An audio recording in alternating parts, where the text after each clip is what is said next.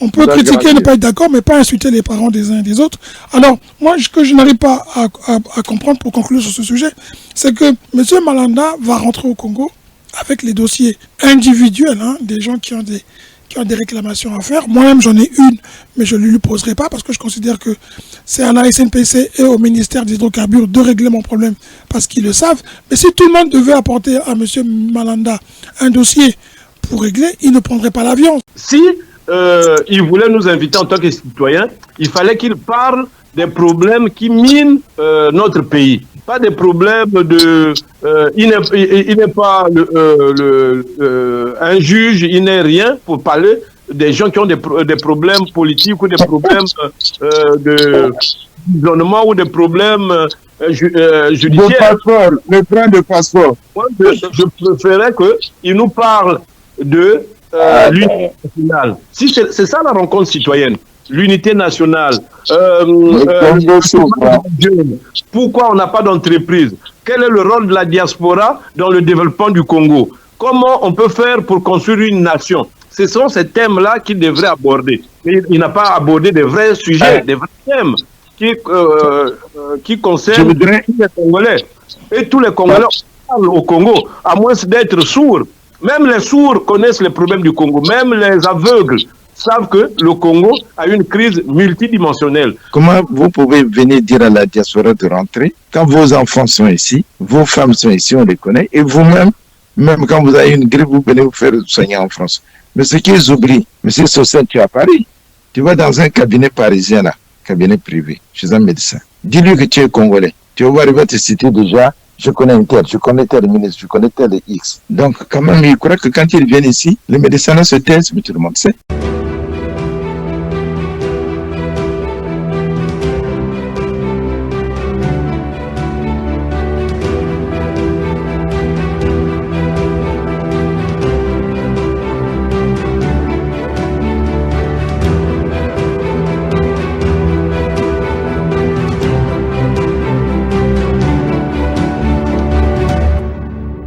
Bonsoir, chères auditrices et chers auditeurs de la radio Bakambi. Vous êtes en compagnie de M.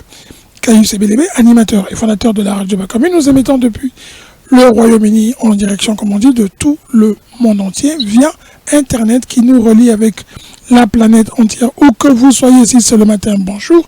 Si c'est l'après-midi, bon après-midi. Sinon, le soir, bonne soirée. Vous nous écouterez et nous débattrons aujourd'hui d'un spécial Congo avec la visite, ou plutôt la rencontre en catimini, ou plutôt officiel mais sélectif du conseiller politique du président Sassou. On ne sait pas qui conseille l'autre, qui est beaucoup plus politicien que l'autre. En tout cas, il y en a un qui est jeune, il y en a un qui est plus mature, on va dire, senior.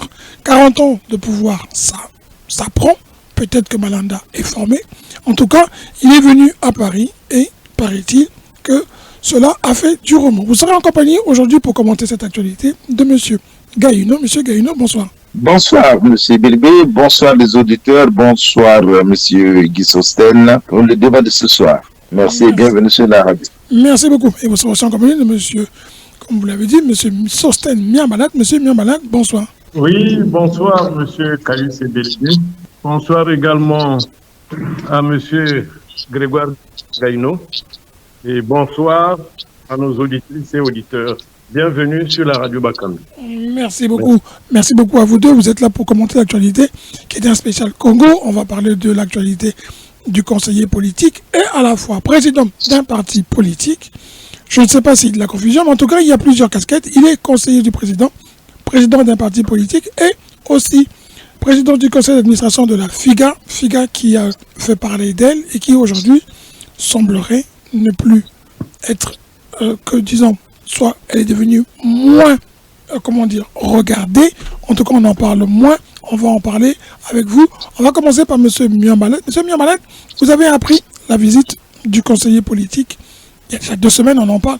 Pour vous, la rencontre d'hier était historique ou tout simplement c'est un non-événement? Bon, peut-être pas un non-événement. Déjà, merci pour la question. Ça ne peut pas être un non-événement, puisque lui, il conseille politiquement le chef de l'État. Donc c'est l'un des maillons du pouvoir. La politique du président Sassou, il est comptable. Mais moi, mon étonnement plutôt, c'est pourquoi il vient maintenant parler de la rencontre citoyenne au sein de la diaspora.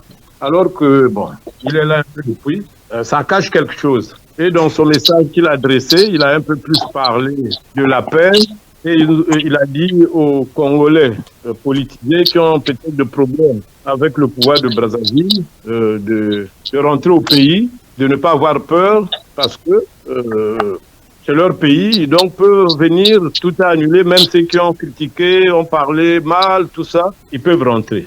Mais la question est celle-ci. Comment un conseiller politique qui vient, il veut rassurer les gens à aller au pays, alors que c'est des problèmes avec ceux qui ont des problèmes avec la justice, tout ce qu'il a dit là, mais ce sont des problèmes juridiques. À ma connaissance, il n'est pas le conseiller juridique du chef de l'État. S'il était le conseiller juridique, on peut comprendre, on peut se dire, oui, bon, lui, il connaît le droit. Donc, dans le cadre du droit, il pourra peut-être annuler les poursuites de certains, s'il y en a. En plus, il n'est même pas rattaché au ministère des Affaires étrangères et des Congolais de l'étranger, donc de la diaspora. Je ne sais pas, il est venu avec plusieurs casquettes, il n'est pas conseiller culturel, il n'appartient pas au ministère je répète, des Affaires étrangères. Ou est-ce qu'il est même venu, il était accompagné d'un membre, d'un délégué de la diaspora, du ministère des Affaires étrangères, ou bien est-ce que le ministre Ngakoso l'a confié cette mission, le lui a dit, donc, tu vas au sein de la diaspora, tu réunis la diaspora en mon nom. Je ne sais même pas s'il a prononcé même le nom du ministre Jean-Claude Ngakoso. En tout cas, je ne sais pas. S'il nous a parlé de lui, parce qu'il devrait au moins parler de Ngakoso. Au moins, il devait nous dire qu'il parlait sous le contrôle du ministre des Affaires étrangères, qui est notre responsable, qui est notre chef. Mais lui, en tant que conseiller politique, il est passé outre ses principes de base. Les béabas, au moins, d'un pays honnête, s'il ne cache pas quelque chose. Donc, moi, je trouve que c'est un peu de la manipulation. En plus, il est chef d'un parti. Est-ce qu'il est venu à ce titre aussi? Parce qu'il a un parti qui est dans la mouvance présidentielle. Donc, M. Malanda Samba, il cache quelque chose, je ne sais pas. Cette façon de naviguer à vue me fait peur. Et je suis dubitatif. Je reste perplexe vis-à-vis de sa venue à Paris. Si c'est pour nous manifester son amour en tant que compatriote, bon, on peut l'accepter, mais il a mal procédé. En plus, la rencontre citoyenne devrait être d'une façon horizontale et même horizontale transversale, mais pas verticale, parce que là, la situation, il est venu pour nous donner des ordres. Hein. La façon dont la réunion s'est passée, c'est quelqu'un qui avait des directives et il nous a fait passer un message. Mais par rapport à cette question, c'est un mauvais message. Son message, en tout cas, je l'ai reçu comme ça. Hein. Il était seul perché là-bas. Alors, il fallait d'une rencontre citoyenne. On est tous des citoyens. On est sortis égaux en droit. Les droits, on devrait être pareils. Les citoyens sont pareils. Il n'y a pas des citoyens au-dessus de la loi. Mais là, il nous a montré qu'il était au-dessus de la loi, puisqu'il était perché en haut de l'estrade, et nous, et les citoyens, les Congolais, étaient en bas. Donc, il y avait un chef et des subalternes et des sujets. On va en parler, on va écouter M. Gaïno ce qu'il va en dire, on va revenir vers vous, M. Miamalat. Voilà. Réservez vos billes, comme on dit, réservez vos cartouches pour la suite. M. Gaïno. Merci. Merci. M. Gaïno. Oui. Non-événement, événement historique, marquant. Je tiens à rappeler quand même, pour beaucoup qui l'ignorent, le Congo avait, le président Sassou, en tout cas, avait nommé une conseillère des Congolais de l'étranger, ce qui avait été accueilli vraiment à bras ouverts, hein, c'était vraiment extraordinaire. Tout le monde avait vu là un signe d'apaisement. Et puis, ce poste de conseiller des Congolais de l'étranger a disparu. La personne qui l'occupait, Mme Itoa, est désormais ambassadrice en Allemagne. Mais je rappelle aussi que ce n'est pas la première fois qu'une personne réunit les Congolais de l'étranger. Mme Itoa avait, en son temps, réuni les Congolais de l'étranger en Angleterre. Ça s'était terminé un peu en catimine, comment on dit, pas très bien, parce qu'il y avait un groupe de gens qui étaient venus pour faire la pagaille. Je remerciais à l'époque l'un des leaders politiques qui avait su contenir, et malheureusement moi-même j'ai été accusé d'être à l'origine de cette pagaille, alors que derrière je m'assurais qu'il n'y ait pas de pagaille. Bref, on rappelle quand même que Mme Itoa est la première conseillère des Congolais de l'étranger et que ce poste n'existe plus, que M. Malanda, lui, il est conseiller politique. On ne comprend pas très bien qu'est-ce qu'il est venu faire, parce que s'il était venu pour parler politique, il aurait réuni les partis politiques. Mais il est venu faire du social parce qu'il a demandé aux gens de venir lui poser des problèmes. Il est venu dire aux gens, si vous avez peur, je vous donne la sécurité. Je suis aussi donc conseiller à la sécurité du président. Si vous voulez, je peux vous faire payer votre argent. Je suis donc aussi conseiller économique. Monsieur Gaïno, question. Est-ce que c'était pour vous historique, pas historique, non événement? Déjà, ni historique et non plus, c'est pas un événement, c'est plutôt un amusement. Parce que on s'approche des élections présidentielles, on voit tous les oiseaux de mauvais augure qui commencent à s'envoler en faisant un petit bruit, en battant leurs ailes et en claquant leur bec. Parce que M. Malanda Sam, qui se présente comme conseiller politique et puis je sais pas économique du président de la République, vient à Paris pour rencontrer soi-disant la diaspora. Mais la diaspora ici, elle est multiforme. Donc, elle n'est pas essentiellement politique. Il est conseiller politique. Il vient rencontrer la diaspora pour dire quoi? Non, une diaspora dans tous les pays du monde, la diaspora s'organise. Le Parti congolais du travail n'a jamais organisé la diaspora, sinon que venir ici comme c'est leur deuxième pays, sinon pour ne pas dire leur premier pays, implanter le PCT qui fonctionne hors la loi, puisque normalement le PCT ne peut pas être reconnu comme parti politique. Ils sont obligés de se mettre sous je pense, s'ils peuvent manifester sous l'application de la loi 1901. Donc le PCT n'est pas légal en France, déjà. Et deuxièmement, M. Malanda vient ici alors qu'il y a un ministre chargé de la diaspora. S'il avait été mandaté par ce ministre, je dirais c'est un événement parce que ça c'est jamais vu. Mais là, il ne vient même pas au nom du ministre. On se demande, il a un parti, est-ce qu'il est venu au nom de son parti? Ou il est venu au nom, je ne sais pas de quel parti. Il n'est pas venu en tout cas pas en tant que conseiller du président de la République, ce serait mentir. Donc dans tout ce qu'il a fait, c'est du scénario, c'est un scénariste qui est venu faire qui est venu baser sa petite musique ici. Et malheureusement et tristement, les intellectuels congolais qui sont en France, qui se disent de la diaspora, se permettent d'aller... Certains, on va dire certains, M. Gaïno. Certains, oui, bien sûr, se permettent d'aller écouter cet oiseau qui est venu tout simplement... Monsieur Gaïno, on va quand même dire ce conseiller. On va pas se mettre des invités. Non, quand je dis oiseau, parce que ce qu'il dit, ça n'a pas de sens. Et sa présence n'a pas de sens non plus. Donc à partir du moment où sa présence n'a aucun sens. Parce que non, mais entendons-nous, il est un ministre de la diaspora. Alors s'il vient en mission délégué par ce ministre-là, c'est à l'ambassadeur de convoquer les Congolais de la diaspora. On peut imaginer, M. Gaïno, pour vous interrompre, on peut imaginer que le président, ayant eu un peu assez d'attendre que M. Ngakoso fasse quelque chose, il a transféré le dossier au conseiller politique. Alors là aussi, il y aurait un manquement, je ne l'attribue pas au président de la République, sinon ce serait un manquement vis-à-vis du président de la République. Le président de la République s'adresse à son ministre. Oui, mais si le ministre n'a pas le temps, on reporte. Mais non, on se rend compte que dans sa dure, je vais aller aux élections et la diaspora est nuisible sur la place de Paris, il faut l'étouffer. Si le président de la République appelle M. Ngakoso en lui disant voilà, je voudrais avoir pendant des effets de la diaspora, organiser la diaspora en France, je ne vois pas pourquoi M. Ngakoso refuserait de le faire. Non, il ne faut pas dire ça quand même. Bon. Et puis deuxièmement, quand on voit aussi la manière comment ça a été organisé, mais tu sais, c'est pas passé par l'ambassade, le communiqué n'est pas passé par l'ambassade. C'est le communiqué qui passe par des connaissances, c'est-à-dire de bouche à oreille. Ça a été émis par Jana TV, quand même. Ça a été émis. Et ça a été très sélectif. Très sélectif. Jana TV ne représente pas les Congolais à l'étranger. Ni l'ensemble des médias congolais présents en Europe, on est d'accord. Oui, mais Jana TV n'est pas un média de l'État qui représente les Congolais de l'étranger, c'est pas vrai. Et donc, dans ce cas, qu'est-ce qu'il a fait? Il passe, c'est comme si, monsieur, vous me dites, pour moi, les gens avec lesquels qui vont venir à la réunion, j'ai envie de les entretenir. Ça a été le cas, M. Gaïno, pour ne pas vous interrompre, excusez-moi, mais c'était vraiment le cas parce que j'ai appelé le conseiller, l'attaché du conseiller, M. Nzonza, avec qui on a eu un échange plein de confusion parce que je l'ai appelé juste pour lui demander quel était le but et qu'est-ce qui allait en sortir, parce qu'il y a eu beaucoup de gens qui sont venus avec toutes les casquettes, notamment, quand je dis Madame Itoa, il n'y a pas eu de suite pour elle et pour les autres. Beaucoup de promesses faites. Le ministre Ngakoso est venu il n'y a pas longtemps, il a dit qu'il y aurait peut-être bientôt l'élection des Congolais à l'étranger, sans suite, pas de rencontre. Donc on lui a posé la question et M. Nzonza s'est enflammé et il n'a pas pu répondre à la question.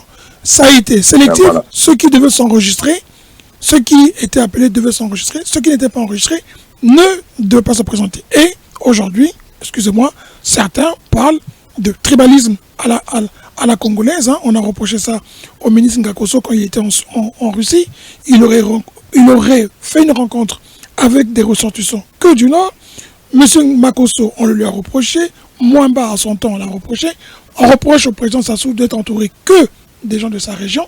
Mais si on va au Congo, tout le monde le dit, dans tous les ministères, à quelques exceptions près, eh ben, c'est la région autour du ministre et autour des dirigeants de chaque département. Ben oui. Bon, déjà, quand j'ai vu ce qui a été écrit, on dit bien que les Congolais de la diaspora de tous bords, confondus, ont investi le palais des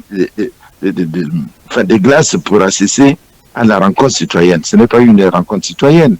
Qu'est-ce qu'ils entendent par une rencontre citoyenne?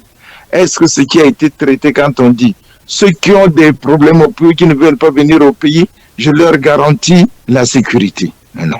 Vous voyez déjà ça montre bien qu'on est dans un pays de dictature, parce que je ne crois pas que ceux qui sont ici, parce qu'ils parlent dans les réseaux sociaux, ils constituent maintenant un danger pour qu'on puisse garantir leur entrée là-bas. Plutôt que ça, ils deviennent une menace pour le pays, donc le pays les a mis dans une liste rouge. Là, on découvre, une fois de plus, que M. Malanda confirme qu'au Congo, comme M. Mungala, qu'il y a des réseaux parallèles, ou alors, cette fois-ci, de manière officielle, M. Malanda dit, ceux qui sont en danger, que lui doit connaître, moi je vous protégerai. Ben voilà. Est-ce que franchement c'est normal? Dans un pays, qu'on dit pays, est-ce que c'est normal qu'un conseiller du président de la République puisse se déplacer pour parler ainsi à la diaspora? Non. Il y a quelque chose qui ne veut pas. Et quand je vois mes compatriotes qui se ruent pour aller écouter quelqu'un de ce genre-là, je me pose la question. Le Congo a encore beaucoup à faire. Je me pose vraiment la question. Parce que, mais qu'est-ce qu'ils vont chercher là-bas? Qu'est-ce qu'ils vont... Pour écouter ça, comme vous dites, bon, vous qui parlez dans les réseaux sociaux là, venez au Congo, je vais garantir votre liberté. Mais venir au Congo pour faire quoi? Oui, nous sommes là. On va essayer de faire que le dialogue s'établisse avec aussi M. Miamalat. Si vous pouvez faire court pour qu'on puisse continuer, je sais que je vous ai interrompu. Je vous accorde encore une minute, on va aller vers M. Miamalat et revenir vers vous après. Oui, bon. D'accord, bon, mais tout simplement, je dis pour moi, c'est un déplacement amusant. Et pour moi, c'est encore amuser la galerie. Et je regrette que vraiment certains de mes concitoyens se déplacent pour aller écouter un oiseau de mauvais augure. D'accord, M. Miamalat, on va essayer de vous poser deux questions à vous deux. On a l'impression que le pouvoir s'amuse beaucoup avec la diaspora, notamment celle de France, ou qui est sensible aux appels de Brazzaville, qui pourtant est contradictoire. Hein. C'est souvent elle qui vilipende et qui crie dans les réseaux sociaux et qui tape comme nous tous. On analyse et puis on n'est pas très content de ce qui se passe au Congo.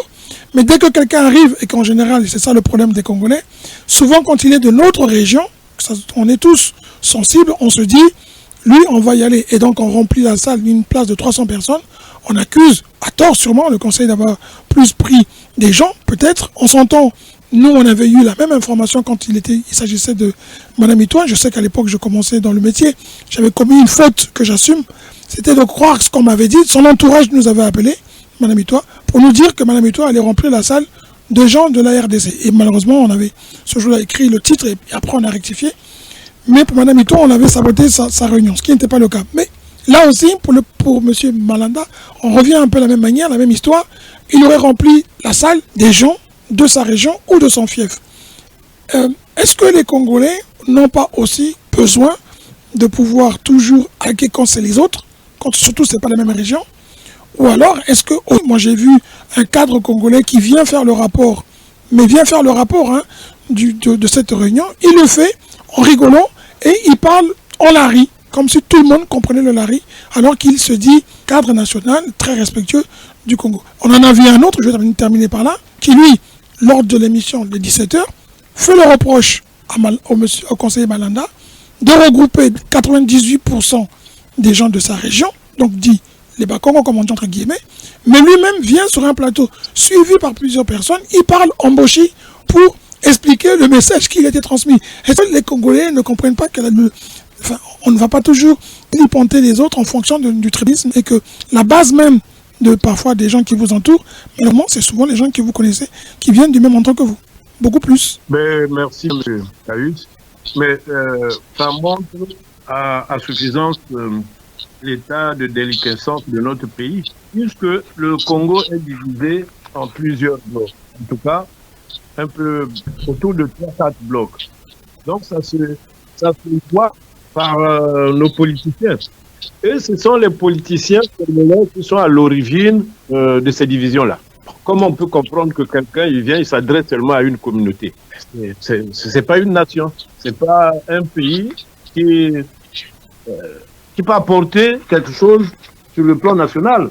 Malanda, il vient, il s'adresse, je sais même pas d'où il est, donc ça montre qu'il est Larry. Moi, j'avais même pas envie de voir de quelle zone du pays, de quel coin du pays il sortait. Je pensais qu'il venait pour nous apporter un message sur le pays. Mais on n'a même pas parlé des problèmes économiques du pays, de la crise multidimensionnelle. Il n'a même pas abordé ce sujet. Lui, ce qui l'intéresse, c'est faire la politique politicienne, c'est prendre quelques personnalités là, quelques individus, remplir la salle et aller monter au président de la République. Non, voilà, je maîtrise la diaspora. Il y a eu presque plus de 300, 400, 500 personnes qui sont venues, mais il ignore que ceux qui sont venus, il y en a qui étaient là pour une simple curiosité, pour écouter quel était son message, parce que les Congolais aiment bien leur pays, ça montre. Vous voyez comment les gens, dès qu'il y a un homme politique qui arrive, ils se précipitent,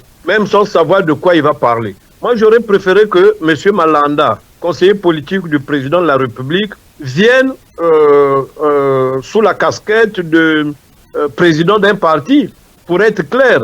Au moins, il venait, il s'adressait à ses militants. Il y en a ici, puisque Nzonza, qui est son attaché, mais il a vécu ici. Il sait comment les choses marchent. Vous voyez, même Nzonza, c'est pas aussi Nzonza ou Nzonzi, c'est pas un bon exemple, Blaise. Mais Blaise, il a milité avec nous, mais son militantisme était aussi déjà suspect. Il est passé de chez Kolela, je crois même Mampouya, et là, il atterrit chez Malanda. Donc, il est membre du parti de Malanda.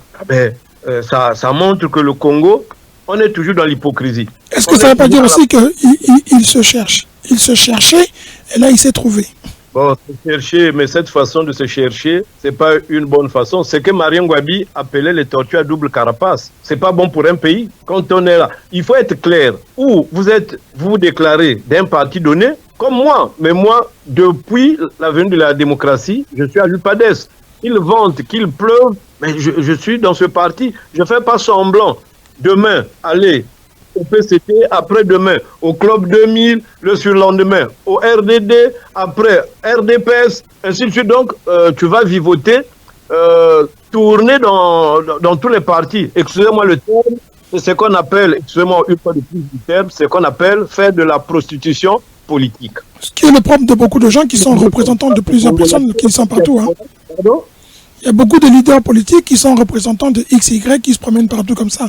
C'est vrai. Mais c'est ça, c'est ce qu'on appelle la prostitution. C'est pas seulement, même en politique, il y a des prostituées. Et la preuve, au Congo, il y en a plein. Vous avez vu comment quelqu'un vous réunit, ensuite, il vous donne de l'argent.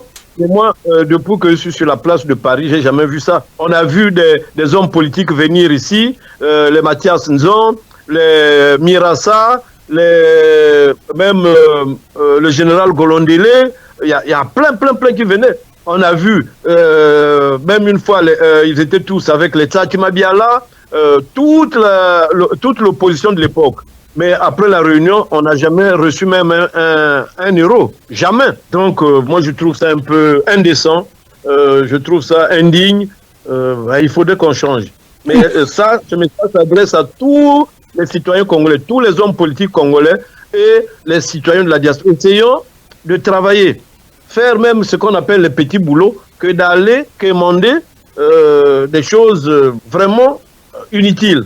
Monsieur Miamala, à ce sujet, une question qu'on pose.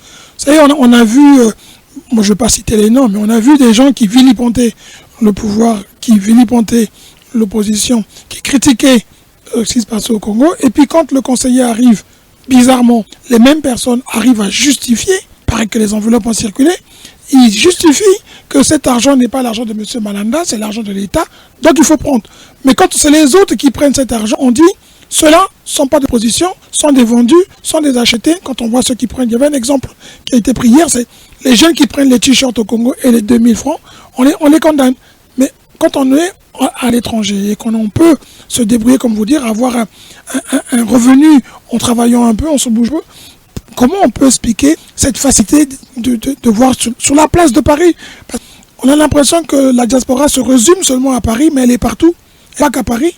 Mais la place de Paris est souvent caution à soutenir son contraire à chaque fois. Mais tout simplement parce que c'est l'une, excusez-moi encore une fois le terme, c'est l'une des diasporas les plus pourries du Congo. La diaspora de France, il y a aussi des paresseux. Ça, c'est vrai, vous pouvez vérifier qu'il y a des gens qui n'aiment pas travailler, qui attendent toujours l'argent du Congo, l'argent des hommes politiques, et ils sont, c'est ce que, qui se comportent comme des râteliers, qui mangent vraiment dans tous les râteliers. Ils mangent partout parce que ils pensent qu'ils sont plus intelligents. Et il y a même des médias qui sont complices de cette situation. Certains médias de la place de Paris, sur la place de Paris, font la même chose. Il peut interviewer un homme, c'est vrai les médias, c'est ça, un homme du pouvoir ou un homme de l'opposition, mais ils diront toujours, oui, je fais mon travail parce que, bon, j'ai pas de parti pris, je ne suis ni à l'opposition, ni au pouvoir, donc je dois servir tout le monde. Mais non, ça, ce sont des échappatoires. Pourquoi? Parce que s'ils doivent vivre, vous voulez dire par là, par exemple, si jamais, à l'époque de l'apartheid, à l'époque de, allez, on va dire plus grave, aujourd'hui, entre l'Ukraine et la Russie, les médias ne doivent pas faire leur travail? Non, mais à un moment, quand vous êtes dans un combat, surtout si vous pensez que vous combattez une dictature, mais il y a aussi des postures à tenir. Je me rappelle de l'époque de Ceausescu, mais les Roumains avaient une radio qu'on appelait Radio Liberté. Elle était installée, je crois, en Suisse ou en France. Elle émettait depuis là, mais Ceausescu ou bien ses éléments ne venaient jamais. Ils n'interviewaient jamais les ministres de Ceausescu parce que eux, ils faisaient passer le message de l'opposition roumaine. Mais je trouve que c'est un peu normal. Mais vous critiquez, vous tirez sur le président Sassou, vous dites que c'est un dictateur, c'est quelqu'un vraiment comme le pouvoir. Mais quand ces ministres, ces autorités viennent, vous êtes les premiers à courir vers ces autorités-là, même s'ils sont vos grands frères, même s'ils sont vos parents. Mais quelque part, vous sacquez aussi le travail de ceux qui sont sincères. Ou vous intégrez les partis et on combat ensemble, ou mais faire le double jeu, une fois de plus, les tortues à double carapace, c'est depuis Marien Ngouabi que ces gens-là existent, et Marien Ngouabi dénonçait ça. On ne peut pas évoluer comme ça. Et quand le PCT reste longtemps au pouvoir, les gens vont dire non, mais le PCT est resté longtemps au pouvoir, mais parce que il y a beaucoup qui font l'échelle du PCT, la courte échelle pour que le PCT perdure. On peut pas continuer comme ça. Donc c'est les mêmes qui critiquent même le premier secrétaire de l'UPADES, qui travaille avec le PCT. Ils n'ont pas de preuves, mais ils critiquent. Eux-mêmes, ils travaillent aussi donc avec le PCT. Mais vous voyez pas le paradoxe congolais? Un grand paradoxe. On va écouter M. Gaïno qui vous écoute tranquillement. M. Gaïno, le paradoxe que vient de soulever M. Miambalat, il est important. Hein. Quel est le rôle, on va peut-être faire une émission sur ça, quel est le rôle que les médias doivent jouer? Si aujourd'hui on était à l'époque d'Hitler, est-ce que les médias, on a vu, il y a des grosses entreprises qui aujourd'hui sont des grosses fortunes, elles ont fourni à Hitler le matériel nécessaire pour pouvoir faire la guerre, comme aux États-Unis, on a vu aussi des grandes entreprises, telles que Kodak et tout le reste, sont pas cités, mais qui ont fait la bombe atomique, qui ont participé à ce que, je crois, Truman puisse faire la guerre. Est-ce que là aussi, les médias congolais, qui eux aussi sont prompts à critiquer, seraient pas aussi là, prêts, devraient aussi revoir leur position, mais encore une fois, les Congolais qui leur donnent des leçons doivent comprendre que ces médias doivent aussi vivre financièrement, et l'argent dans le combat du changement, comme définit M. Miambalat, est un gros problème. Les Congolais n'aiment pas donner de l'argent, et les médias ont besoin de vivre et nourrir leur famille. Alors question, le rôle des médias dans ce qui se passe, mais aussi, M. Guéno, je reviens dessus, est-ce que la division tribale est bien utilisée par le PCT? Quand il arrive sur la place de Paris, ils savent vers qui aller pour s'aimer la confusion, mais surtout pour obtenir aux yeux des Congolais qui sont au Congo, le discrédit de la diaspora? La question s'adresse à M. Gaïno. Oui, vous pourrez répondre aussi, M. Miabat, après, si vous voulez. Bien sûr, vous pourrez répondre aussi, M. Gaïno. M. Gaïno, vous avez pris votre micro, il est parti, M. Gaïno? Il est là, son micro est éteint. Non, je l'ai remis. Mais je n'ai pas bien saisi vraiment le fond de la question. Alors, je disais que M. Biambalad posait un problème de fond en ce qui concerne les médias, le rôle des médias. On se disait, si jamais on était à l'époque d'Hitler ou de l'apartheid, les médias devraient prendre leur position, ils ne pouvaient pas rester neutres, même si elles font leur travail. Et à côté de ça, aujourd'hui, le pouvoir de Brazzaville, qui lui a compris, parce qu'il a quand même utilisé la diaspora pour reconquérir le pouvoir à l'époque de l'Issouba, ils se sont servis, ils étaient tous à l'étranger, ils sont rentrés, ils ont su profiter de l'appui de la diaspora pour avoir une visibilité. Ce pouvoir-là, aujourd'hui, c'est comment venir sur la place de Paris et il cible une communauté particulièrement, malheureusement, souvent très fragile ou très divisée. Et cette communauté, elle sert pour le pouvoir à discréditer la diaspora aux yeux des Congolais qui sont restés à l'étranger, qui sont restés au pays. Mais c'est ça aussi la politique que mène le PCT, c'est toujours chercher à discréditer la vraie diaspora, celle qui œuvre pour l'émergence de notre pays. On va faire l'apologie de celle qui a toujours tendance à aller tendre la main pour essayer de vivre de ce qu'on peut leur donner. Donc ça, c'est pas surprenant. Les vrais médias, si aujourd'hui, par exemple, vous commencez à parler du malaise du Congo, tout de suite on voit que tu critiques le pouvoir alors que les faits sont vrais. Bon, vous savez vous-même qu'il y a des événements qui se passent dans notre pays, la radio ni la télé, personne n'ose en parler. Donc c'est pas étonnant par rapport à ce qui se passe ici où on va chercher les médias qui leur sont proches. Ça me paraît une politique bien organisée, bien structurée, c'est comme ça. Voilà. Oui. Pour compléter, M.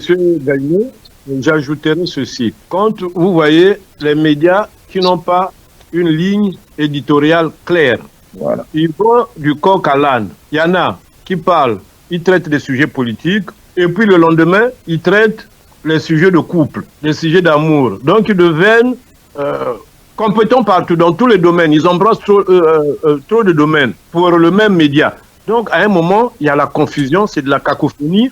Vous trouvez que il y a des gens qui n'œuvrent pas pour vraiment le pays. Ils travaillent plus pour leur propre confort, pour leur propre célébrité, pour leur propre ego. Parce que je les suis. Quand tu les suis, tu sens que ce sont des Congolais qui sont pleins d'ego. Ils se disent que non, c'est vraiment le bon travail qu'ils font. Mais alors, un journal comme Le Monde, vous voyez, la ligne éditoriale est claire. C'est pas des chaînes comme TF1 qui parlent un coup de ça. Ça, c'est le journal. Mais eux, vous sensibilisez les gens. Vous apportez un plus au combat. Mais curieusement, vous divaguez, vous rentrez dans tous les sujets à un moment. Je crois qu'à la longue, ils vont perdre leur crédit. Est-ce qu'aujourd'hui, M. Miamalad, vous pouvez situer... Est-ce que vous pouvez situer, par exemple, Le Monde, Le Canard Enchaîné, vous pouvez situer TF1, France 2 c'est public, mais les chaînes comme BF1, vous pouvez les situer en disant que celui-là, ce média-là, il est situé à droite, celui-là est situé à gauche, celui-là il est centre. Donc, est-ce que vous pouvez situer ces médias-là? Est-ce que c'est... Parce que vous semblez porter un jugement en disant que ces journaux profitent, qui ne devraient pas être neutres, ils devraient pouvoir avoir une position. Oui, mais vous savez, un média comme BFM TV, c'est un média qui fait vraiment, qui a beaucoup de téléspectateurs. Mais quand vous le suivez très bien, vous n'allez pas vous tromper. En tout cas, au risque de me tromper, c'est un média qui est penché plus à droite qu'à gauche. Même s'il traite beaucoup de sujets, et vous voyez que c'est souvent un peu le même sujet, mais il a tendance à s'orienter un peu, à soutenir les positions de la droite, et de la droite même macronienne. Ils sont dans ça. Bon, maintenant, mais il y a d'autres, chaque média doit avoir aussi quand même une ligne. Et puis, les émissions, chaque journaliste doit avoir son émission. doit traiter un sujet donné. Mais on voit chez les Congolais, le même, soi-disant, entre guillemets, journaliste, il traite tous les sujets. Il traite les sujets politiques, les sujets sociaux, économiques, il devient même les sujets matrimoniaux. Donc, ils vont même dans cette vie les sujets de couple. Mais finalement, tout ça, vous avez quelle base vous avez étudié ça où, même si chez un journaliste, ne sait pas de la trempe de CPDA, Patrick Poivre d'Alvor, mais c'est pas comme ça. Revenons sur terre, laissons les idées, travaillons pour le pays. Mais comme eux, ici, parfois, ils font rien, ils sont obligés de profiter de l'arrivée des hommes politiques pour soutirer un peu de sous, puisqu'ils veulent mener aussi un train de vie digne de leur popularité. Comme ils se disent, ils sont populaires, ils ont avec les réseaux sociaux, c'est le nombre de vues. Quand il se dit, il a assez pas combien de cas, il est content, il se prend pour un dieu. D'accord. Alors revenons sur M. Malanda. Est-ce que pour vous, donc, le fait que M. Malanda ait eu une couverture médiatique par certains médias, c'est pour autant que sa venue va changer le cours de la vie des Congolais qui sont au Congo, va pouvoir renforcer l'idée auprès de la diaspora que le Congo est une démocratie, ou plutôt que le Congo est un, comme on a vu avec le ministre des Sports, qui est allé donner près de 10 millions d'euros à Lyon pour dire venez visiter le Congo. C'est l'un des plus beaux pays d'Afrique centrale. En tout cas, c'est un très beau pays à visiter absolument. Est-ce que ce discours-là que porte M. Hugues Ngolondele et que M. Malanda est venu répéter en disant à la diaspora rentrer au Congo, sans pour autant définir qu'est-ce qu'elles allaient faire, où allaient-elles vivre, quelles étaient les conditions de vie, y avait-il déjà des constructions, y avait-il un quartier, un endroit où les gens peuvent rentrer, et est-ce qu'aujourd'hui, quand on l'écoute, M. Malanda, écoutez, la diaspora va courir au Congo parce que ce qu'il a dit est vrai. Moi, je ne pense pas. Déjà, un mot, M. Gaïno, et puis je vous laisse la parole. Mais vous voyez, tout ce qui est c'est la surenchère. Ils sont en train de surenchérir. Le ministre Ngakoso est passé. Malanda est passé là, c'est la deuxième fois. Le ministre Hugues Ngolondele. Mais vous ne voyez pas, il ne parle pas des vrais problèmes de fond. Même sur la forme n'est pas bonne. Les problèmes de fond, les problèmes d'eau, d'électricité, la crise, la division, le manque d'unité. Mais c'est des sujets graves. C'est des sujets qu'un pays doit prendre à bras le corps. Mais personne n'a parlé de ces sujets. Ils sont dans la distraction. Ils nous amènent dans des choses, dans les méandres, en tout cas de la mort. Ils ne disent rien d'intéressant. On peut dire, ah voilà, celui-là au moins, il a parlé de l'unité. Est-ce qu'un pays déchiré, Malanda, il a parlé de l'unité de Congo? Le fait de dire rentrer, c'est une garantie? Mais non. Et puis même les journalistes, par les médias dans lesquels il a fait la publicité, mais il aurait au moins, la moindre des choses, demandé au conseiller du président quel est son but? Pourquoi on va mettre en compte citoyen? Comment? Mais ils n'ont rien demandé, ils ont seulement balancé, puisqu'ils avaient reçu leur argent. Donc ils ont balancé comme ça, sans même faire du journalisme. En tout cas, nous, on a demandé, hein, mais M. Nzonza n'a pas apprécié notre question. Donc, mais les autres, c'est des journaleux, ce n'est pas des journalistes. Bon, moi, je voulais d'abord aller sur le fond. Quand vous avez déjà un conseiller à la présence qui vient, qui utilise des mots, je ne sais même pas s'il avait vraiment la connaissance des mots qu'il utilise, qui parle des citoyens qui sont en indélicatesse avec la République. Je ne sais même pas ce que ça signifie, être en délicatesse avec la République. Je n'ai jamais entendu ça. En indélicatesse, oui. Oui, indélicatesse avec la République. C'est pas normal. Qu'est-ce que ça veut dire, ça? Ça ne veut rien dire à ma sens. Le mot indélicatesse ne veut pas dire être opposant à la République, je ne sais pas, ou bien mal voir la République, tu vois. Bon, déjà ça, même si on peut être impoli, on est impoli vis-à-vis de quelqu'un, non vis-à-vis de la République. Voilà donc. Déjà, quand on entend un monsieur qui arrive déjà, qui veut se faire voir en utilisant des mots dont il n'a même pas la maîtrise. En occupant tout un plateau tout seul, hein, il était comme un roi invité principal d'une cérémonie dont il était le seul maître. Et vous aviez, c'est-à-dire comme un grand portrait derrière lui qui montrait qu'on était comme si au Congo et il fallait se taire et écouter. Et vous avez justement des journalistes qui offrent leur chaîne à des marionnettes de ce genre-là, on est quand même en droit de se poser la question si vraiment on veut faire de la radio ou de la télévision sérieusement. Parce que je crois qu'avant quand même de recevoir surtout nos hommes politiques qui viennent du Congo, il faut d'abord aussi quand même s'interroger sur qu'est-ce qu'il va dire, quel est le message qu'il veut porter et pourquoi même s'il donne l'argent. Bon, bref, ils n'ont qu'à faire ce qu'ils veulent, mais tant pis pour ceux qui vont applaudir les gens qui sont eux-mêmes déjà indélicats. Alors, donc, tout ça, c'est pour dire que, non, nous sommes toujours dans la gaminerie. Honnêtement. Le discours de dire qu'il faut rentrer? Mais le discours déjà de dire que, moi, je ne vois pas franchement un conseiller du président à la République garantir la sécurité des gens qui sont poursuivis ou qui, ou dont le pouvoir voudrait faire arrêter parce que. Un, il n'est pas ministre de la Justice. Deux, il n'est pas le Premier ministre. Il n'est pas ministre de la Défense. C'est un simple petit conseiller qui se donne des droits dont il n'a pas. Vous voyez, donc on voit bien qu'on est dans une dictature, mais qui n'a même plus de chef. Chacun fait sa petite loi là où il se trouve. En qualité de qui il va garantir la liberté de quelqu'un qui rentre parce qu'il insulte justement le président de la République. Le président de la République. Est-ce que les personnes qui sont en délicatesse ont été notifiées de leur indélicatesse? Voilà d'abord. Ça veut dire que tout Congolais, potentiellement qui prend l'avion, doit faire attention parce qu'il peut être en indélicatesse avec le pouvoir.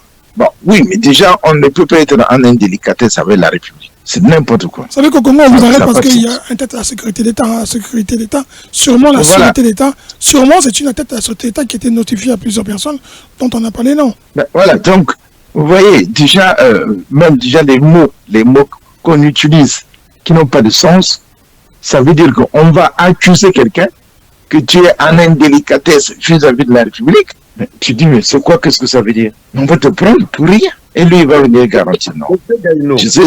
Monsieur Gaïno, quelle est la garantie que M. Malanda nous offre à la diaspora au cas mais en tant que qui d'abord? En tant que qui? En tant que qui? Il est simple conseiller du président de la République. Il est venu là, en plus il est parti, même si c'est affilié là-bas, il est venu, il n'a pas rassemblé les Congolais de tous bords, il a rassemblé les Congolais de son groupe ethnique, et les Congolais qui ne sont pas de son groupe ethnique sont les Congolais du PCT. Vous avez vu les convocations ici? Vous avez vu une affiche au niveau de la... Attendez, qu'est-ce qui nous regroupe ici? C'est l'ambassade. Donc si on vient pour parler... Et je sais que l'ambassade du Congo, monsieur Gaïno, excusez-moi de vous interrompre. Pardon? Chez vous, à Paris, à l'ambassade du Congo, il y a une jeune fille conseillère des Congolais de l'étranger, donc chargée de contacter les Congolais. Voilà, c'était à elle de contacter, ou soit nous tous, nous citoyens congolais. On reçoit une lettre, comme quoi il y a une rencontre citoyenne qui se tiendra tel jour, et vous êtes invité, ou alors par des affiches ou des communiqués. Quand on travaille sérieusement, si c'est une ambassade qui travaille, il doit quand même avoir les adresses des Congolais. On doit savoir où vivent les concitoyens. On peut leur envoyer des lettres. Donc on voit qu'on est là toujours dans... C'est pour ça que j'ai peur de l'avenir de ce pays-là, avec les cadres que nous voyons là, avec les cadres que l'on entend là. Voilà un monsieur comme ça, un certain monsieur Malanda là. Un jour il deviendra ministre. Qu'attendez-vous de lui? Oui. Mais oui. Monsieur Miamala, excusez-moi, avant de pouvoir...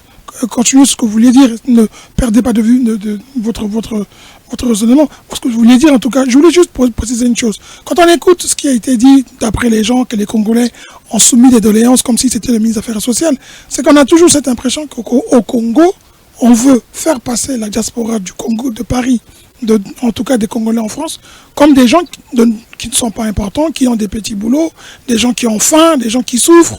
Il n'y a pas de cadre, il n'y a pas de gens heureux. Il n'y a pas des gens qui s'en sortent. Alors, on vous dit ça comme ça, on minimise. Donc, on vous dit, dites-nous, pardon, monsieur Kaïd. On va régler vos problèmes. Pardon, monsieur Kaïd. Oui. Pardon, monsieur Kaïd. Je vais vous lire un truc, je crois que ça va nous édifier très bien, même nos auditeurs. Je lis ici, je lis ce qui est écrit. Dans une salle comble, les Congolais de la diaspora tous bords confondus ont investi le palais des glaces pour assister à la rencontre citoyenne. Le conseiller politique du président de la République a répondu à plusieurs questions des participants, à savoir, préserver la paix, la sécurité et la stabilité économique, la préservation des personnes et des biens, le rôle prépondérant du FIGA diaspora, l'accompagnement des projets, améliorer de la gouvernance publique, je lis ce qui est écrit, hein, améliorer de la gouvernance publique, faciliter l'obtention des passeports pour les ressortissants de la diaspora congolaise en France, une meilleure prise en charge des sportifs. Vous voyez, un millimètre déjà. On commence par les verbes préservés, après ça devient la préservation, après ça vient le rôle. Déjà, celui qui a écrit ce texte-là, il était bien sûr là-bas. Vous voyez, déjà, même rien que formuler un texte, très mal formulé. Et deuxièmement, quand vous voyez tout ce qui est mis là comme intitulé, rien ne peut être de sa compétence, sauf peut-être le rôle prépondérant de la FIGA diaspora. Même la FIGA, monsieur Guénon, la FIGA ne prête pas de l'argent. La FIGA, ce qui m'a choqué un peu, c'était dans le comment on peut dire ça, dans le bilan que l'on présentait de FIGA. FIGA aurait facilité la réintégration ou l'intégration des milices. Est-ce que c'est ça le fonds d'investissement de garantie pour l'entrepreneuriat congolais? Est-ce que c'est le rôle de FIGA? Voilà, non. Bon, et est-ce que c'est le rôle d'un conseiller de faire l'accompagnement des projets? Est-ce que c'est le rôle conseiller économique? Peut-être, oui, le conseiller économique en tant que président du conseil d'administration, parce que c'est comme ça au Congo, mais pas le conseiller politique. Ma question, monsieur Guénon,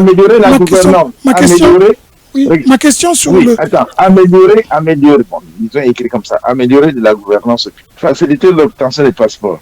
Pourquoi obtenir un passeport, il faut qu'il y ait un facilitateur? Oui, il y a l'ambassade pour ça. L'ambassade est là pour ça. En tout cas, les ambassades sont là pour ça. Pourquoi faut-il un facilitateur? Pourquoi faut-il un facilitateur? Pourquoi? Mais monsieur Guénon, c'est ce que je disais, la question que je vous posais, c'est celle-là. C'est-à-dire qu'il faut toujours ridiculiser la diaspora, il faut montrer que les gens sont miséreux, que les gens vivent en Europe dans des conditions horribles, non, que venir en Europe, et déjà c'est devenu la chanson au Congo. Hein. On est des malheureux, on est des miséreux, on est des pauvres personnes, on est des pauvres gens, on ne vit pas heureux, on ne vit pas bien, on fait des petits boulots, on n'est pas intelligent, on n'est pas vraiment... Qu'est-ce qu'on fout en Europe? C'est cette image-là qui est entretenue au travers de cette réunion, de cette rencontre, de dire venez pleurer, moi je vais régler vos problèmes. Alors que ce qui est quand même assez choquant, c'est que dans la salle, on avait des Congolais qui sont forcément, sûrement, pour beaucoup d'eux, qui sont des nationaux, comme dit M. Miembalat, ils aiment le Congo, mais ils sont aussi résidents en France, donc ils ont cette balance. Mais là, on a l'impression que le Congo veut récupérer pour dire que bon, nous, on peut régler vos problèmes et pour cela, il va falloir que vous veniez vers nous, vous qui avez faim.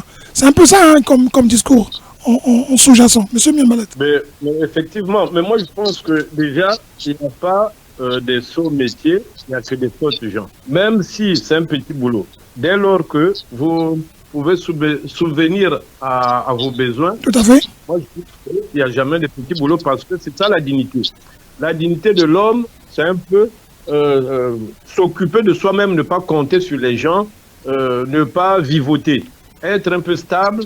Tu as un loyer, tu vas au travail, tu te réveilles le matin. Même si tu gagnes pas grand-chose, mais le fait de te réveiller, un homme aussi c'est ça, aller le matin. Mais moi je voulais plus revenir sur la rencontre citoyenne. Ça c'est le thème de la réunion. Mais quand je vois dans les faits, ça ne concorde pas avec le thème. Parce que la rencontre citoyenne, c'est pas ce qui s'est passé le 13. C'est n'importe quoi. J'aurais voulu participer à la rencontre citoyenne. J'aurais voulu participer, mais quand je vois une rencontre citoyenne, mais les citoyens sont égaux en droit, en devoir. Mais là, ce n'était pas une rencontre citoyenne. Je répète que c'était une rencontre d'un chef vers ce sujet. Mais moi, je ne suis pas un sujet du conseiller politique, du chef de l'État. Si il voulait nous inviter en tant que citoyens, il fallait qu'il parle des problèmes qui minent notre pays. Pas des problèmes de... il n'est pas un juge, il n'est rien pour parler des gens qui ont des problèmes politiques ou des problèmes d'isolement ou des problèmes judiciaires. Le passeport, le train de passeport. Moi, je préférais qu'il nous parle de l'unité nationale. Si c'est ça la rencontre citoyenne. L'unité nationale. Pourquoi on n'a pas d'entreprise? Quel est le rôle de la diaspora dans le développement du Congo? Comment on peut faire pour construire une nation? Ce sont ces thèmes-là qu'il devrait aborder. Mais il n'a pas abordé des vrais sujets, des vrais thèmes qui concernent tous les Congolais. Et tous les Congolais parlent au Congo, à moins d'être sourds. Même les sourds connaissent les problèmes du Congo, même les aveugles savent que le Congo a une crise multidimensionnelle. Mais M. Malanda a roulé sa bosse pour ses propres intérêts. Vous pensez qu'il veut devenir ministre? Parce que dit-on qu'il a quand même dit après, il a dit à un moment donné, il a dit que tant que vous ne serez pas organisés, tant que vous ne serez pas unis, le Congo ne pourra rien faire pour vous. C'est-à-dire que lui, il considère que l'unité de la diaspora, c'est faisable, alors que c'est une diversité, et que la diversité ne vient pas dans l'unité, mais elle vient dans un rassemblement de divergences et de qualités. De cette diversité ressort des qualités qu'on récupère. Au Congo, déjà, ils ne sont pas tous unis. La preuve, il y a une majorité présidentielle, il y a l'opposition. Pourquoi exiger que la diaspora soit d'abord unie dans son ensemble avant que lui ne puisse faire quoi que ce soit, surtout qu'on ne lui demande rien? Et pourquoi il est venu s'il sait que la diaspora n'est pas unie? Monsieur Kaish, pardon, je voudrais dire à ceux qui nous écoutent, qui demandent à tous leurs responsables là de voyager, pas forcément venir en France, mais d'aller voir au moins comment les autres s'organisent dans d'autres pays. Parce que là-bas, quand ils quittent le Congo, le rêve c'est de venir en France pour venir raconter des conneries de ce genre-là. C'est triste. Qu'ils aillent, je vais vous donner seulement 2 mots sur le Cap-Vert. Regardez comment ce petit pays-là a organisé cette diaspora. Vous savez qu'il y a plus de Cap-Verdiens à l'étranger que le Cap-Verdien au Cap-Vert. Et la diaspora cap-verdienne, partout où elle se trouve, elle est organisée. Et on leur demande d'investir au pays, que ce soit dans les constructions, que ce soit dans tout. Et ils ont des avantages, c'est-à-dire que par exemple, tu travailles en France, tu verses ton argent, ils ont créé une banque là-bas, où la diaspora verse son argent, et tu as des intérêts qui sont plus élevés que les intérêts que tu aurais pu avoir en versant ton argent en France. Donc ce qui fait que c'est attractif. Donc ton parent qui verse ici, qui travaille ici, tu ouvres un compte là-bas, et tu verses ton argent là-bas. Et lorsque tu vas aller par exemple construire, vous pouvez demander à n'importe qui, tu vas aller construire là-bas, tout ton matériel de construction que tu vas acheter ici, tes matériaux, que tu vas acheter ici, tu ne payes que les frais de transport. Tu achètes une voiture, tu l'amènes là-bas, tu ne payes que les frais de transport. Vous êtes tous détaxés de la douane. Voilà comment aujourd'hui le Cap-Vert a de l'argent parce que sa diaspora qui se trouve un peu partout, au Portugal, aux États-Unis, en France, partout, verse l'argent dans le pays. Il y a une banque qui gère et ils ont des intérêts là-bas. Donc, une diaspora s'organise depuis le pays, on réfléchit comment allons-nous organiser notre diaspora. C'est pas en venant plaire au René ici, en sifflant un petit coup de sifflet là, en rassemblant la famille pour dire qu'on vient organiser la diaspora. C'est la gaminerie. Il faut que les Congolais apprennent à réfléchir. Il faut qu'ils apprennent à réfléchir avant de venir poser les actes. Et je dis à mes frères qui sont ici, évitons de leur donner du poids, de leur donner de la considération. Ceux qui sont en train de détruire le pays là-bas, et ceux qui nous condamnent à vivre ici, ces gens-là, quand ils viennent ici, ils sont bien, ce sont vos frères, vos amis, ils vont vous donner 50 euros, 100 euros, mais quand ils repartent là-bas, ceux qui détruisent le pays... C'est le paradoxe, M. Benoît, c'est le paradoxe, c'est-à-dire que nous critiquons ces gens-là qui sont en train de détruire le pays, mais on est prêt à aller écouter leur sagesse, en sachant que leur sagesse détruit le Congo. C'est un gros paradoxe. Monsieur Mbembelat, vous voulez intervenir? Comme ça, quelqu'un a pris la parole. Mais oui, non, c'était pour toujours marteler que l'idée de la rencontre avec la diaspora est bonne. C'est un compatriote, il a le droit. Mais le problème, c'est la façon dont il a traité son sujet, son thème. Et c'est pas sa mission. C'est pas sa mission, non. Donc, c'était faussé. Raison pour laquelle, quand vous voyez même l'opposition est divisée, ça allant de cette cacophonie-là. Et les compatriotes, même surtout de la diaspora, qui tirent aussi à longueur de journée, même sur le premier secrétaire de l'UPADES. Mais maintenant, là, ils voient la confusion. Parce qu'au moins, le premier secrétaire de l'UPADES, il est au pays, il mène son combat dans la diversité, dans la difficulté, dans tout ce qu'on connaît. On sait que le pays est cerné, le pays a des difficultés. C'est pas facile de faire la politique au Congo, actuellement. Et les commanditaires, c'est pas toujours Sassou Nguesso, le président Sassou qui commandite tout ce qu'on voit là, les crimes, les détournements. Non, il y en a qui font de leur propre gré parce que ils se croient tout permis. Il y a des chapelles et puis dans ces chapelles-là, il y a quelques rois télé. Donc, il y a le pasteur ou l'évêque de la chapelle qui fait des choses à sa façon. Donc, c'est ce que moi, je peux appeler comme la cour du roi Péto. Donc, au moins, Satima Yabaya est clair, il a un parti, il se défend, il milite dans son parti. Qu'on l'aime ou qu'on l'aime pas, mais au moins, il a cette position, il le sait aussi. Il est clair en étant membre du gouvernement. C'est ça, être clair. Il est de l'opposition. Il est de l'opposition et il est nommé par le président de la République, je ne sais pas comment, et il gagne un salaire extraordinaire. Et tout ça là, voilà un militant, celui que tu dis, qu'il est clair. Clair en quoi il n'organise jamais ses congrès. Il a fait ceci, cela. Donc, il ne faut pas dire qu'il est clair. Il s'est accaparé de l'UPADES. Il s'est accaparé de l'UPADES. Tu trouves ça clair? Il ne faut pas extrapoler dans les jugements, dans votre parole. Parce que parler. Non, je n'extrapole pas. Est-ce qu'il ne s'est pas accaparé de l'UPADES? Au 1, est-ce que Satima Biala est ministre du gouvernement? Non.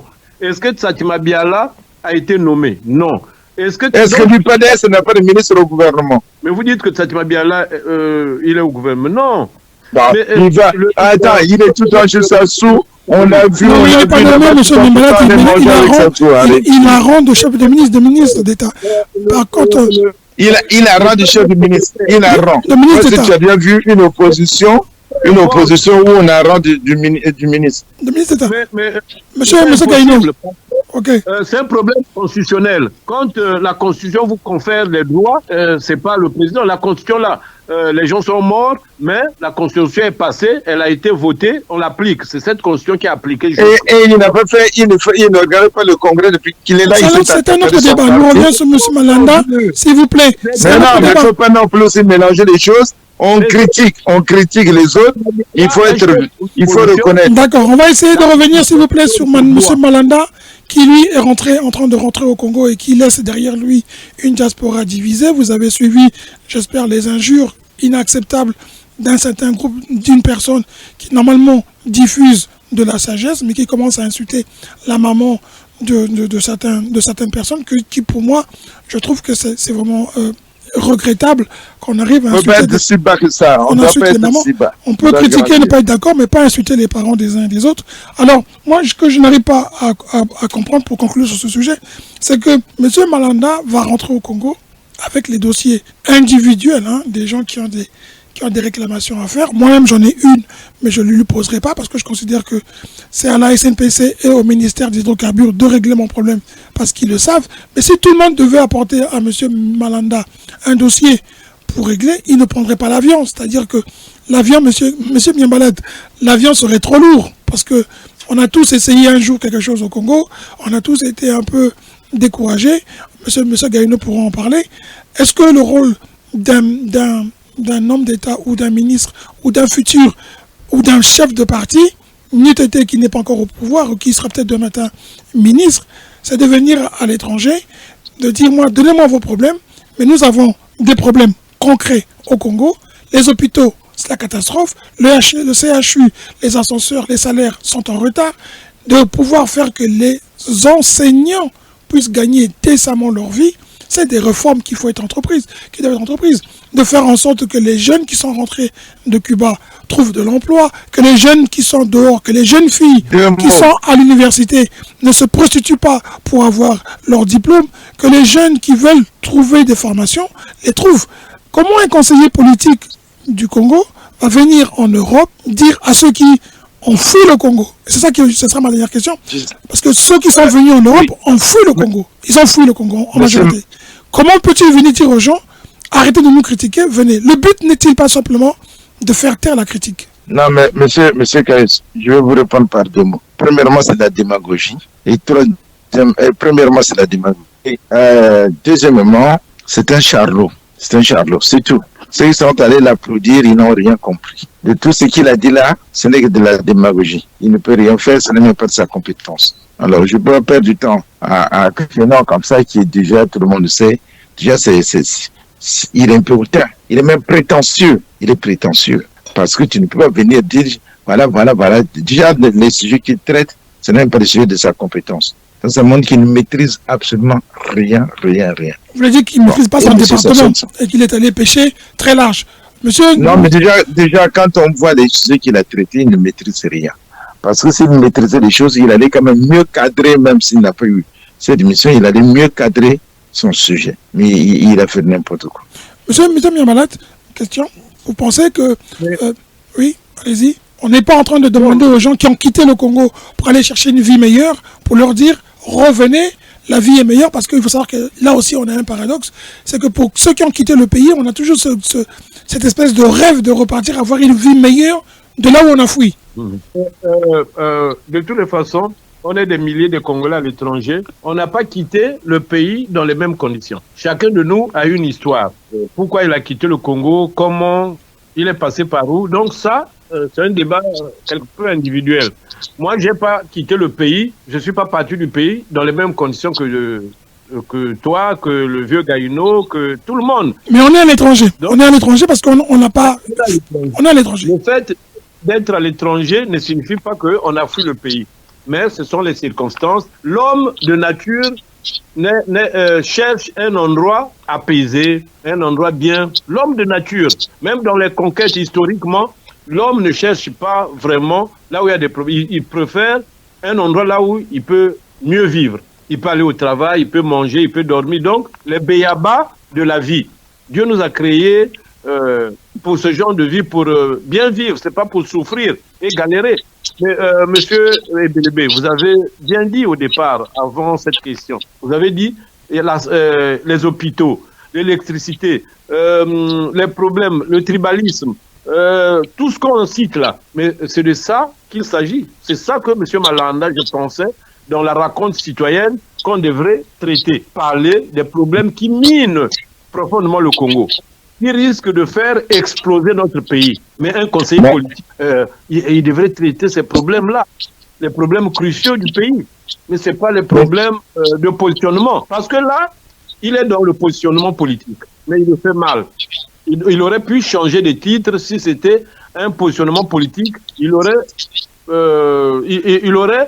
pu parler de son parti, de son appartenance à la majorité. Il dit voilà, donner un peu ces raisons-là. Ou bien galvaniser ses militants pour les futures échéances électorales. Parce que c'est pas anodin. S'il est venu maintenant, mais c'est parce que les élections, c'est dans moins de 6 mois. Donc il sait ce qu'il fait, mais il le fait mal.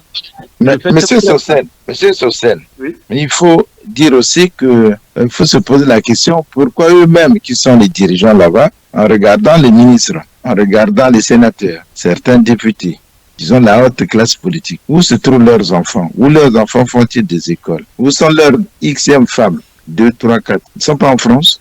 Pourquoi? Où vont-ils se faire soigner? Même eux-mêmes, ils se soignent où? Alors, comment vous pouvez venir dire à la diaspora de rentrer quand vos enfants sont ici, vos femmes sont ici, on les connaît, et vous-même, même quand vous avez une grippe, vous venez vous faire soigner en France.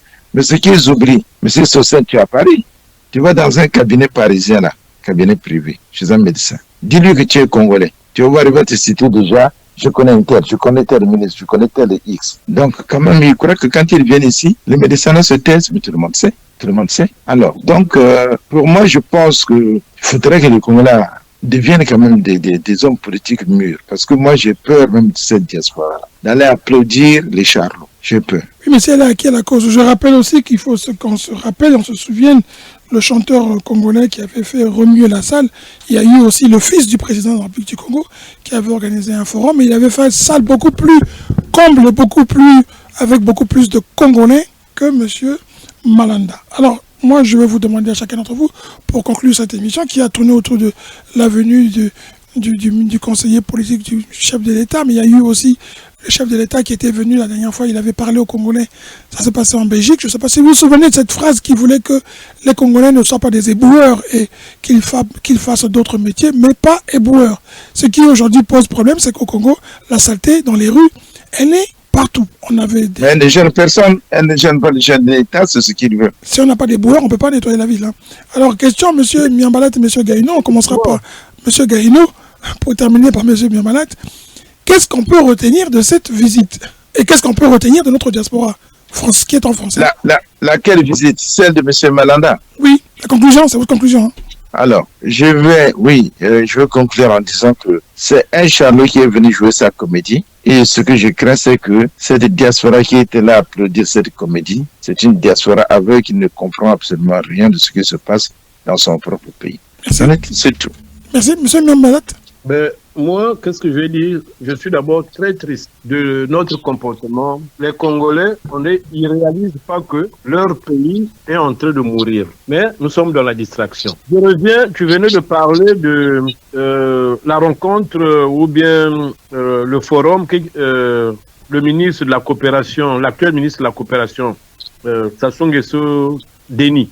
Ils ont organisé au palais de congrès, c'était plus gros, hein, il y a plus de monde. Au palais de congrès. Mais oui, j'y étais, c'était plein. Mais une fois de plus, vous avez vu que le thème qu'il avait choisi était en décalage avec sa personnalité. Le thème, c'est comme Malanda qui a choisi un thème qui est en décalage avec ce qu'il a dit. Et c'est pareil que vous connaissez ça, oui, d'accord. Sassou Nguesso Christelle Kiki, alias Kiki, qui est venu avec un thème conscientisation de la jeunesse congolaise. Donc je me demandais même si lui-même il était conscientisé. Parce qu'avant de venir conscientiser les autres, il faut que toi-même tu sois conscientisé. Mais la façon dont il menait sa vie, est-ce qu'il était conscientisé? Mais il est venu quand même avec un thème comme ça, la conscientisation de la jeunesse congolaise. Mais vous voyez pas, de qui se manque-t-on? De nous. Où? On est dans quel pays? Et pourquoi vous êtes allé là-bas, monsieur Miambalat, si vous saviez que c'était pas un bon thème? Mais non, mais moi je voulais faire du Saint-Thomas, participer et voir ce qu'on allait faire. Puis j'étais même dans les ateliers. Moi j'ai posé ce problème, j'ai dit c'est pas comme ça que ça devait se passer. C'est bien d'unir les gens, tout ça, mais ça nous a coûté beaucoup d'argent. La location de la salle a coûté au bas prix 30 000 euros. Mais vous étiez payé. Mais payé comment? Mais moi, j'ai jamais, depuis que je milite en France, j'ai jamais reçu même un franc des hommes politiques. Non, rien. Payé pourquoi? Moi, je vais par volonté. Et puis moi, je dépense même mon argent. Je vais par volonté pour écouter, pour aller. Mais moi, je suis allé, je suis rentré. Même si c'était difficile de rentrer là, mais je suis quand même rentré. J'ai participé au forum. Et vous avez chanté trop, c'est trop. Moi, à ta place, je ne peux pas être dans un forum quand je sais le type qui vient conscientiser lui-même, il n'a jamais été conscient de ce qu'il est même. Moi, je ne viendrai pas. D'accord. Mais malade, c'est vous qui concluez, s'il vous plaît. On attend votre conclusion. Mais pour conclure, le pays a trop de problèmes. Il nous faut l'unité. Et puis, l'unité ne dépend pas seulement du président Sassou. Le président Sassou est partant. Il est à sa finitude. Donc, c'est à nous de prendre le relais et d'être conscients. Pas faire ce qu'on fait là, avec la diaspora. Vous pensez, mais moi je donnerais même encore que le président Sassou reste. Si c'est des gens comme ça, qui n'ont pas de dignité, qui veulent le remplacer, je crois que non. Le pays sera encore plus perdu. Même si déjà là, nous on a le tribalisme, on est désunis, on a des blocs. Mais mieux vaut, vraiment pour conclure, mieux vaut que... Je crois que c'est le but même du président Sassou. Il trouve que les gens ne sont pas matures politiquement. Mais ils ne sont toujours qu'on sait que des idiots. Parce qu'ils acceptent tout, et ils font tout. Et même ces conseillers-là, ils viennent. Un conseiller politique devrait être un stratège. Un conseiller politique devrait être quelqu'un d'aguerri. C'est pas celui qui vient vous raconter peut-être un peu sa vie. Je suis pas contre Blaise Nzonda. Blaise Nzonda, je le connais, on a milité avec eux. Mais c'est des gens instables. Parce que et beaucoup de Congolais sont politiquement instables. Les gens nous ont critiqués même. Et beaucoup voulaient que même l'UPADES meure. Ils ont critiqué l'UPADES avec le PCT. Pourtant, tous les deux sont les partis de gauche. M. Gaïno, vous vous rendez compte que M. Miambalat prêche pour son église à chaque fois. Hein? Mais oui, on pouvait être en alliance avec le PCT. Mais nous, c'est parce que le PCT gère mal. Pourquoi ils sont restés... Vous avez la majorité du PCT qui vous a attribué. Vous gérez mal avec le PCT. C'est vous la majorité de l'opposition. C'est vous qui êtes la majorité de l'opposition. Vous êtes co-gestionnaire, hein? De quoi? Mais de ce que fait ça. Du Congo? Du pouvoir. Ah oui, oui, mais j'accepte que nous sommes co-gestionnaires parce que nous sommes à l'opposition. D'accord. On peut pas... Non, non, parce que vous êtes au gouvernement. J'accepte, parce qu'on ne peut pas laisser le pays au nom d'un petit groupe. On est obligé de dénoncer, de dire, de rester, de les voir, de les regarder, comment ils dirigent, ils gèrent le pays. Les combats, Monsieur Gaïno, ce que dit M. Miambalat, c'est vrai que nous l'attaquons et nous le tatillonnons. Mais ce qu'il dit aussi est vrai. C'est-à-dire que le paradoxe de la communauté de la diaspora, c'est quand même, c'est assez, comment dire ça, désespérant. Je vous dis que hier, quand j'ai écouté les gens parler, j'avais l'impression qu'ils ne se rendaient même pas compte qu'ils parlaient de manière assez tribale, de pouvoir justifier que des gens qui quittent leur maison vont aller soutenir un parent ou quelqu'un du quartier, parce qu'on est du même quartier, on est de la même région. Et quand il s'agit de l'UPADS ou des autres partis politiques, comme on a vu Yombi, on reproche à Mirassa d'avoir dans son parti des parents, on reproche aux gens au Congo d'être en villégiature en fonction des tribus, tout le reste. Mais les Congolais qui sont en France, le spectacle affligeant, où je vois même des gens qui sont là tout le temps faire des vidéos, qui peuvent maintenant nous justifier. Et quand on vous donne les noms, je ne sais pas si vous avez vu les noms que donne la vidéo dans le groupe, a été mis par monsieur Ndion. Je ne vais pas vous dire de qui il s'agit, mais le monsieur se vante d'être professeur à l'université.